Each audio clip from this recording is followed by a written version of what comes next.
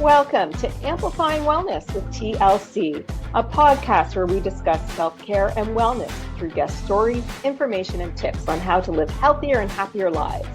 We are Twin Life Coaching and Business Services. With us as your host, myself, Tara Lehman, and Barb Schutz, also my partner in crime and twin sister. We care about increasing your awareness around self-care and mental health through this podcast, coaching, a supportive community, and more. To find out more about all of our services and our community, please visit us at twinlifecoaching.ca. As a reminder, this podcast is for sharing of stories and information only and is not intended to be or replace any advice you are seeking or have received. Hey, Tara. Today we are welcoming John Ballard. He's an accountant and owner of Ballard Business Solutions. Welcome to the show, John. Hi, guys. Thank you very much for having me. Yeah, it's great to finally meet you. John, I'm wondering if you can tell myself and our listeners a bit about your background with regards to financial wellness. Yeah, so my background with financial wellness, or maybe a little bit of lack thereof, is living through it most of my life. And growing up, family always lived paycheck to paycheck, a lot of food insecurities, a lot of those final notice envelopes coming in the mail, that sort of thing. Fast forward many years and starting my own family, came with essentially the same problems and living paycheck to paycheck, struggling financially to meet debt obligations and those sorts of things. After some big changes a few years ago, I've been able to kind of bounce back financially and a fresh start, so to speak. And this time with years of experience and the drive not to kind of make those same mistakes that I made years and years ago. All the while personally financing my business and being able to comfortably afford my family's lifestyle. Oh, that's awesome. So you talk about those mistakes and also, living in times where you're paycheck to paycheck, and clearly our world is that right now. I mean, so many people struggle. What do you see as some of those big challenges now for people around money and for finance? What are you seeing out there? So it's financial discipline is really a big thing, right? Being able to successfully live within one's means, in short, instead of, the paycheck to paycheck, right? Budgeting and cash flow planning. Even a big challenge is not really understanding how credit works and how that affects, essentially your life financially and otherwise, right? And of course, overspending, especially through, the Christmas season, everybody's just buying everything. And Black Friday and all those sales, and lifestyle changes, lifestyle habits, and a big one is really being able to ask for help when you need it. Yeah, that's a big challenge. I want to come back to something that you said, which is living at your means, or even better would be under your means, right? Can you help our audience understand what that actually means? So it's really just instead of, if you bring in, $2,000 a month, it's, your outflows of cash or your expenses are, maybe $1,800 or it's $1,500 instead of 2,000 on the dot, or, $2,500. And that's kind of where you're seeing you're going into debt, or you're going to have to, take from a credit card or something like that. Mm-hmm. And I think that's where budget can come in handy, right? If you actually have a good budget. Absolutely. Yeah. Absolutely. Yeah. I think too, another challenge you brought up was understanding credit. And I think that that's a really big one. Personally, I have a 19-year-old son who's had a credit card since he turned 18. And we sat down, had quite a conversation about how and why you use it, because you essentially, for him, he needs one to build credit, but at the same time, you don't want him to go into debt. So I don't know, are you finding those same types of challenges in your work? I don't know if I would say in my work quite yet, but absolutely. My son just turned 18 in July, and we had those conversations, in May and June this year. Is when you turn 18, expect that huge influx of credit applications kind of coming in, and credit cards of all sorts of varieties and credit limits. And, not to maybe scare him so much, but just to give him a real, good dose of life advice is, pay them off every month and make sure you're, again, living within your means, right? So, his feedback to me after some of those conversations were, I'm just going to stay away from them from right now because I don't feel comfortable having that credit at my disposal. I was blown away by that as a parent. I'm like, Yeah. that's fantastic. That is fantastic. I wish I had that discipline when I was 18 and sometimes even a bit older Yeah. than 18 too, right? That's fantastic. Yeah, that's true. I know my son has a very limited amount because he has a car, so he pays his car insurance with it. So he builds a credit, and he's got also the credit from his paying his car insurance. So it's kind of a win-win. And he does the exact same thing that you were suggesting, John. He pays it off, sometimes even the same day that he uses it, because he knows then he won't get interest on it. It's just a really interesting challenge that I know, as we have bigger mortgages and giant grocery bills and people are now turning to credit for those things. I think those are some of those larger challenges outside of those, turning 19 or 18 ones, but they all kind of come from the same basis of where you're building from. Yeah, absolutely. Yep. I have another question about credit when we talk about, kids, and obviously some kids are being very responsible and some aren't. But as Barb alluded to, in our day and age, even as adults who are older, people can cling to credit because that's how they're paying for their groceries or whatever. I'm wondering if you have a tip or two that may be helpful around how to manage that credit card bill if they can't pay off the whole thing. Yeah, do the best that you can. When it's the end of the month and you get that credit card statement, pay as much as you comfortably Mhm. can. Nobody ever really wants to pay interest on anything, especially a credit card or a bank loan or anything like that. But just do your best, right? That's all really what we can expect from people, especially with the economic climate as it is now. It is going to be very difficult not to have to dip into a line of credit or to push more expenses onto your credit card. But yeah, that's what I would say. Just do the best you can. Put something down. Obviously never make just the minimum payment. Hmm.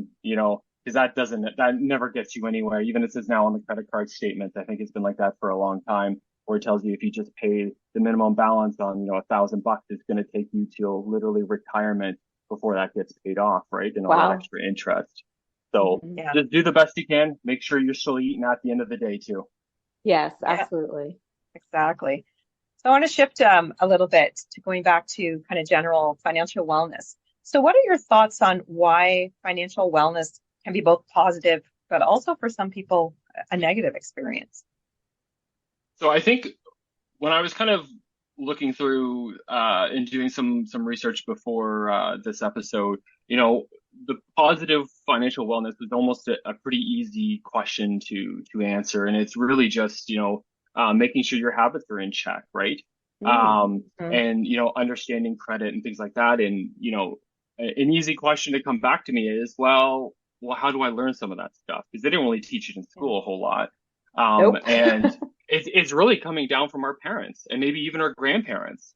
And it's them having good habits and them, teaching their kids, hey, this is how when you get a credit card when you're 18, this is maybe what you should do, right? Or, really understanding or helping our kids understand about budgeting and, cash flow and things like that. I think that's a huge thing. And if it's passed down from, our family members, I think that's usually where it's coming from. Now, obviously, the opposite is true, right? Where if mom and dad or grandparents really don't have that key financial instinct or positive financial wellness, I think that's where things can kind of go awry, and that's where you start getting into bad habits. Now, when you're growing up with your family, right? Most of us live at home until at least 18, some even longer. Yeah. Is that they're watching their parents and what they do and how they spend and all their spending habits. And, if mom and dad are racking up that credit card and, again, those final notice envelopes are starting to come Yeah. and all that stuff. And you come home from school and the lights are off and, oh, somebody didn't pay the bills. And so that really almost like by osmosis where your kids learn that. And that's the thing that they know. That's the only really way that they know how to manage money is to almost not manage it. So it's, trying to break that habit, whether it's, the grandparents were not great with it and the parents are trying to break that habit for their kids or however that kind of looks like in their own situation. I think that's really kind of where it starts is definitely with our parents. Something else to kind of seriously consider too is, one's mental health or even just their own just situation, right? Yeah. Especially since the pandemic, the divorce rate has gone up. There's a lot of separation. There's all those sorts of things. Mental health is kind of running rampant. I mean, it always runs rampant, but I think it's a little bit more now in the last handful of Mm-hmm. years. So some of those things can kind of play into, having poor financial wellness. Even I myself, like I'm diagnosed with ADHD in 2022. And I see where my spending habits can go real quick. And so I've kind of wanted to get out of those habits and not be in those positions of, bad impulse spending. Is, I very close discussions with my parents about money, and even my best friend is kind of my unofficial financial advisor. I say, hey, I want to buy a new computer, or I want to make this big purchase. What do you think about it? And we Mm-hmm. kind of step by step. But in my brain, I've bought it and I'm using it and it's shipped and it's Right. all that. But I Yeah. need to slow down, right? When you don't have maybe that accountability or that support system, it's just you're just ringing it up. And most of the time, if you don't have cash on hand, where's that big purchase gonna come from? It's probably credit, one way or Mm-hmm. another, right? So it's definitely things like that, just to hold yourself accountable and to make sure you have a good support system around you too. Mm-hmm.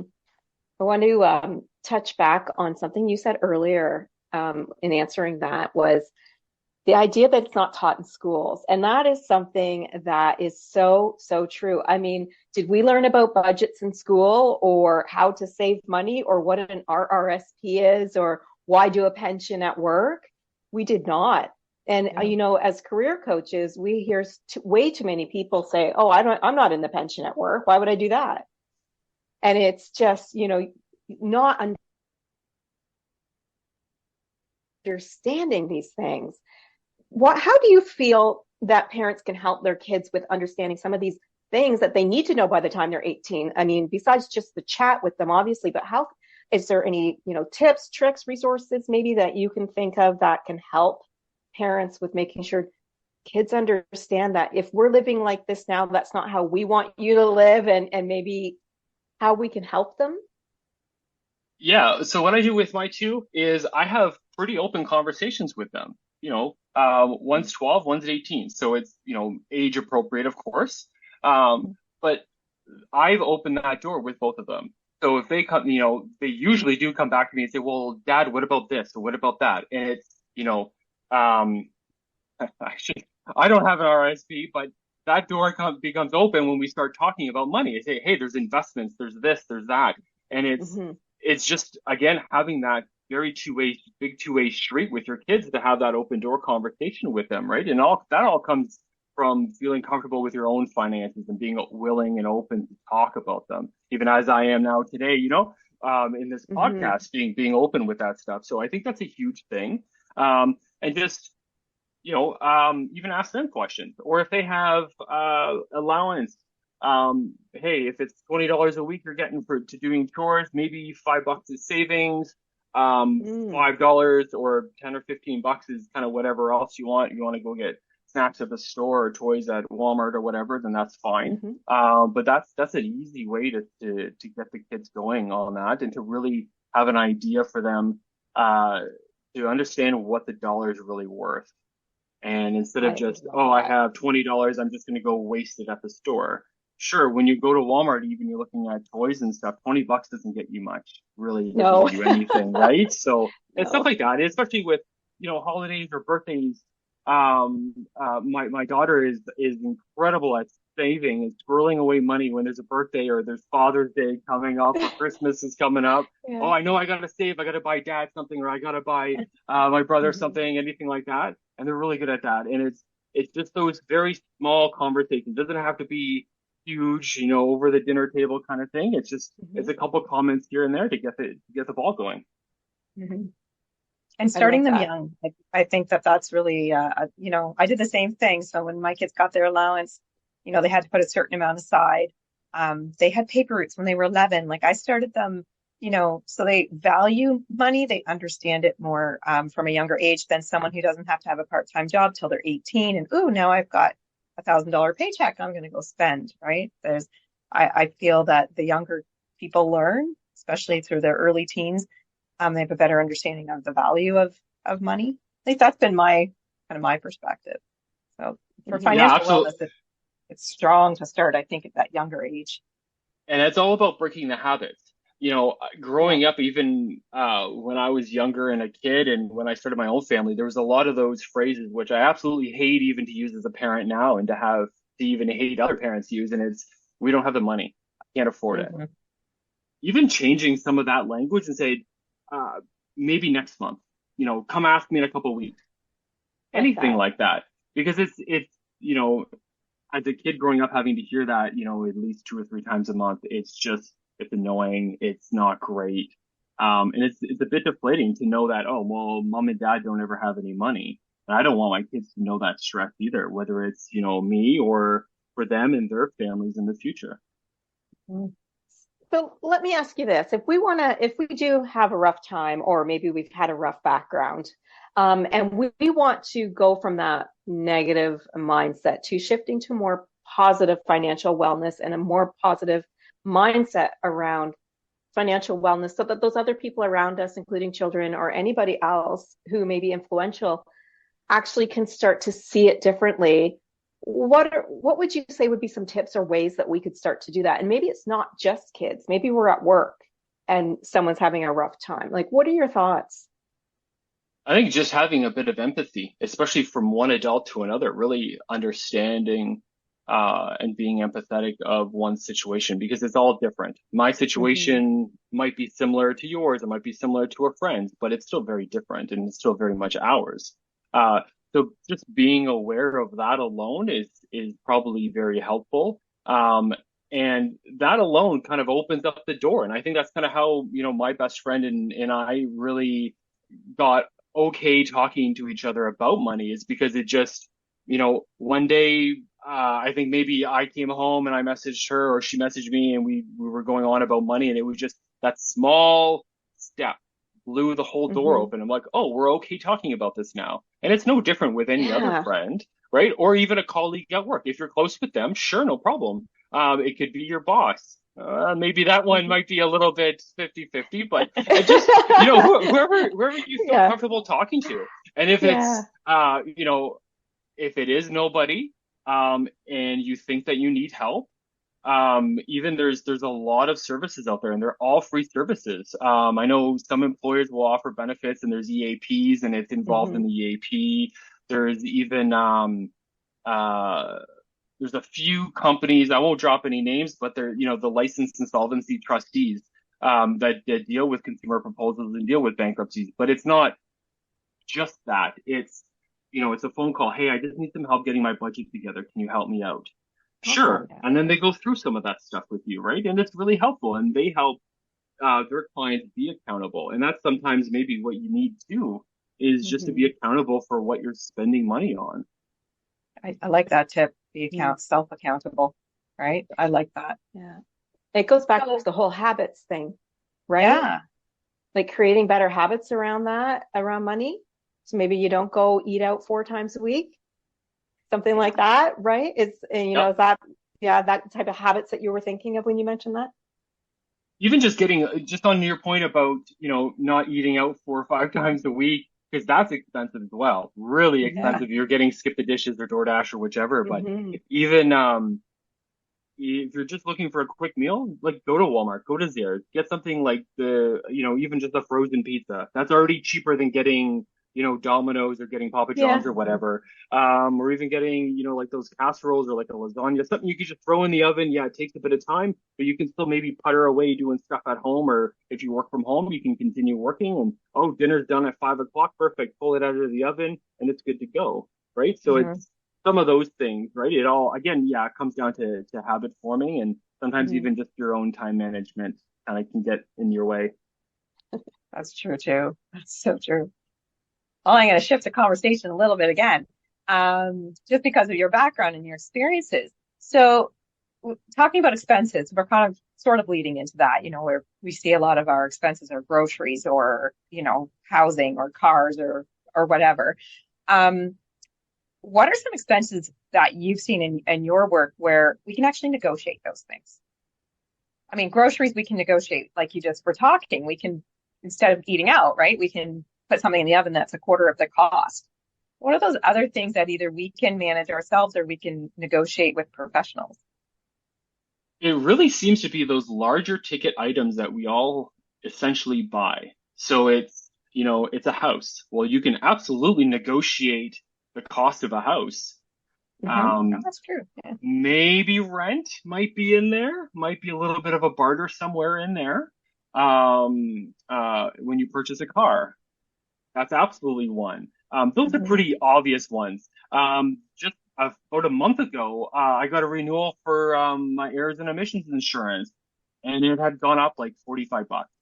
And I have replied to my broker, and I said, "Hey, listen, is there anything I can do to get this lower? And implement some systems or some processes to kind of mitigate some of the costs?"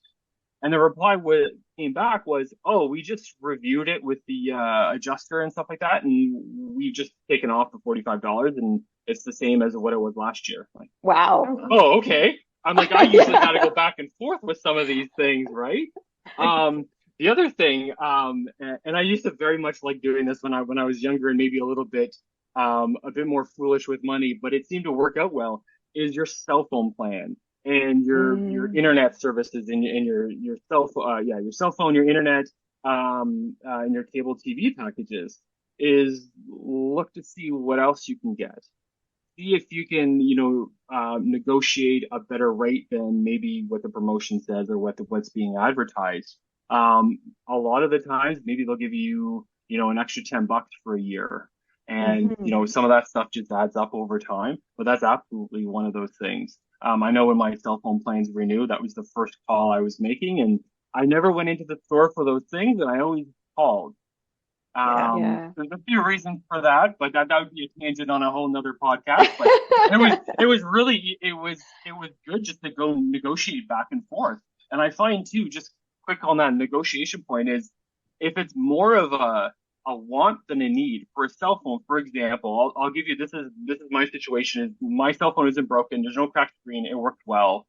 I'm not in the position where I want a new cell phone or a better plan or anything like that. So when I get the call from my provider, say, "Oh, you should upgrade," they're coming to me, not me going to them and Yeah. saying, "Okay, I'm thinking, well, if you want me to do a 2-year contract and do all these things, I can now dictate the terms of that contract. I'm in the driver's seat, Yeah. not the service provider, right? And as best Hmm. as you can, try to keep yourself in that position. Easier said than done when those bigger ticket items like cars and houses and stuff like that. But that's absolutely a few handful of things there. I have to say, it's interesting when you're talking about phone bills and stuff. I recently was talking to one of my larger clients, and we were talking about negotiation and things that you could negotiate and going through her profit and loss statement. And the one thing she said was she has, 10 to 12 cell phones, and she didn't know she could negotiate that with the provider. And I said, why not? She ended up not changing providers, but negotiated to save herself $2,500 a year Oh, wow. Wow. Good for her. just from Congrats. saying, this is actually what I need. I don't need all these extras because she got sold on them, things like that. And I think so, even in business or, when you do have those things, even your home phone lines, if you still have the home phone lines, it is actually probably easier. Okay, yes, you're going to spend a couple hours on the phone. But in her case, it was 4 hours of her time to save $2,500. So it was worth it. And I have 100%. You don't need a Yeah, business degree to know that that's all great value there. Absolutely. exactly. Yeah. Yeah. And it's so ironic that we're actually chatting with you tonight, John, because my husband and I were kind of looking at ways we could save money. So I said to him on Sunday, tomorrow, so yesterday, call our internet, phone, and cable provider and ask them if there's any, like if we can get rid of the home phone, what will that do to our bill? He says the home phone's already free, which of course they don't break that down on the bill anymore. So there is no charge for your home phone. And I said, well, it's still too much. He goes, don't worry, I got them down $25 a month. So we went from 201 to 175 for the next 2 years. They locked it in for 2 years. And I said, what? He's all you have to do is Pick up ask, the right? phone. And it seems like so much stuff's negotiable. So it's Yeah. it's Absolutely. kind of an old-fashioned thing, I think, to barter or negotiate. And I think we need to bring that back. It's so important. I mean, in a nutshell, all you have to do is ask. If the Yes. provider or whoever says no, then it's no. You're still in the Yep. same spot as you were, 5 minutes ago. But if they say Yeah. yes, well, that opens everything up now, right? Yeah. That's really good advice. I like that. Yeah. So, John, what do you have that one big tip or that one key takeaway that you would like our audience to take from you today? Uh, don't be afraid or ashamed to reach out for help, like full stop. Yeah. That is a big one. As I kind of mentioned too, is having those open, age appropriate conversations with your kids about money, the credit and the debt and all those things, or even a close friend or family member. Those are big key, points. I know I'm thinking now is that we're talking a lot about kids, but even our spouses. Depends on what Hmm. that dynamic Yeah. looks like at home. In some instances, it's my bank account versus their bank account and not a joint bank account or we're just going to pool all of our money together. It's amazing, during tax time. Hey, don't talk to my wife about, my tax situation. Oh no. Okay. I'm Oh. like, that's fine. You've mentioned that to me. I won't do that. And Hmm. vice versa. I'm like, okay, no problem. But it's interesting to me how that conversation at home necessarily doesn't happen at all. And so Yeah. the other party really doesn't know what's going on in the other bank account necessarily, right? So that's kind of interesting. That's a really good tip, especially speaking to your spouse, because that's the person that you're usually doing all the money transitions with. That's really good advice. So if any of our listeners wanted to reach out to you or have some contact with you, learn a bit more about your business, how can they reach you? The easiest way is to check out my website. It's Ballard Business Solutions with an S at the end, .ca. So ballardbusinesssolutions.ca. All my social links are on that website. I have my calendar is always on there. I do 30-minute free consultations. So whether that's, personal tax or personal stuff or business finances, reach out for sure. Great, thank Thank you. you so much, John. And just so everybody knows, John is also in Canada. So just awareness of that with regards to finances. Thank you so much for talking with us on such a critical topic these days for so many people. We really appreciate it. Absolutely. I had a blast. Thank you for having me. At Twin Life Coaching and Business Services, we are here for you through all of our services and our new, safe, and welcoming community. We have free discussion groups, ebooks, workshops, and more included in the annual membership. You can find the link on our homepage on our website to explore more. We hope to see you there. So thanks again to all of our listeners and to you, John, for joining us today. We hope everyone was able to take away some key points that can help you on your financial wellness journey. To learn more about all of our services and our amplifying leadership, as Tara has just mentioned, you can visit our website at twinlifecoaching.ca. Until next time, remember, you've got this.